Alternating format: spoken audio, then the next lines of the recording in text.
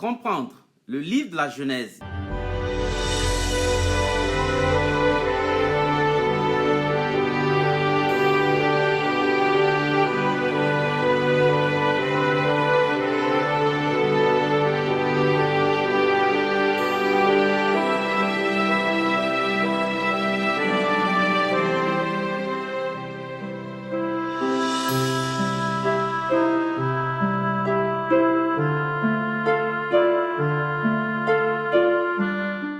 Bienvenue à votre émission. Notre étude d'aujourd'hui a pour thème Joseph, prince d'Égypte. Et la question du jour, le croyant doit-il s'engager en politique? Le pasteur Martin Luther King est connu pour avoir lutté pacifiquement contre la discrimination raciale aux États-Unis dans les années 60. À l'époque, les Noirs n'avaient pas le droit de prendre les mêmes bus, de fréquenter les mêmes restaurants, les mêmes écoles, ou habiter dans les mêmes quartiers que les Blancs. Martin Luther King dénonça publiquement ces ségrégations et organisa des campagnes de désobéissance civile non violente qui ont permis à la société américaine de faire des avancées significatives sur le plan de l'égalité des droits de tous les citoyens. Son impact sur la vie politique et sociale des États-Unis contribua à transformer positivement les mentalités et à conduire la société américaine et le monde vers plus de justice et d'équité. Lorsqu'on observe l'état de corruption du monde et les méthodes que les gens utilisent pour accéder au pouvoir, on se demande souvent si le croyant a sa place dans la politique de nos pays. Au sens noble du terme, cependant, la politique s'intéresse à l'organisation de la société et à l'exercice du pouvoir en vue du bien-être de tous. Et dans ce sens, il est du devoir de tout croyant d'apporter sa pierre pour conduire une société juste et compatissante.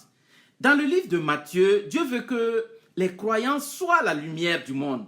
Il ajoute au chapitre 5, versets 15 et 16, « On n'allume pas une lampe pour la mettre sous le boisseau, mais on la met sur le chandelier, et elle éclaire tous ceux qui sont dans la maison.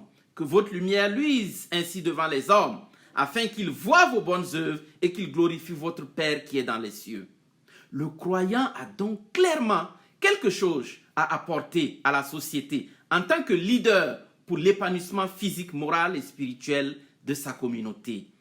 Dans la Bible, Joseph, un homme droit devant Dieu, a été fait vizir, c'est-à-dire deuxième personnalité d'Égypte, où il était pourtant arrivé comme esclave. Daniel le prophète, un homme sage, a été lui aussi fait deuxième personnalité de l'Empire babylonien. Tous deux exercèrent leurs fonctions politiques avec droiture, dans la crainte de Dieu et pour le bien des populations. Notons toutefois que Joseph et Daniel, de même que Moïse, David et bien d'autres, n'ont jamais cherché à gérer le pouvoir. C'est Dieu qui les a placés à ces positions sans même qu'ils aient rien demandé. Il n'y a rien de mal à faire de la politique pour servir son pays, mais lorsqu'on se lance dans la conquête du pouvoir, on court le risque de tomber dans des travers, soit pour accéder au pouvoir, soit pour le conserver. Ne dit-on pas que le pouvoir corrompt? Chers amis, Martin Luther King, Mère Teresa et bien d'autres ont fait briller leur lumière et impacter la vie de millions de personnes. Mais ils n'ont jamais cherché à gérer le pouvoir d'État. C'est dire que vous aussi, vous pouvez en faire de même. Peut-être, vous me direz, faut-il donc laisser la politique uniquement aux non-croyants? Absolument pas. Toutefois, le croyant doit faire la politique différemment. Il doit, par son exemple, voter selon sa conscience et le bien commun et non pour ses intérêts égoïstes.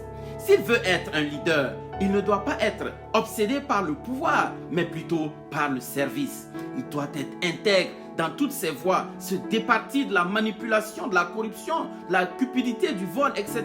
et chercher sans compromis le bien du pays. Comme Joseph, si Dieu désire t'utiliser au plus haut niveau de responsabilité de ton pays, il trouvera le moyen pour t'y placer et faire de toi un bon dirigeant. Prions. Dieu notre Père, merci pour nous rappeler aujourd'hui notre devoir d'être une lumière pour notre communauté et pour le monde. Tu nous appelles tous à être des leaders qui glorifient ton nom dans nos familles et au-delà. Pardonne-nous notre égoïsme et aide-nous à trouver notre place là où tu nous as appelés à te servir en servant nos semblables. C'est notre prière au nom de Jésus. Amen.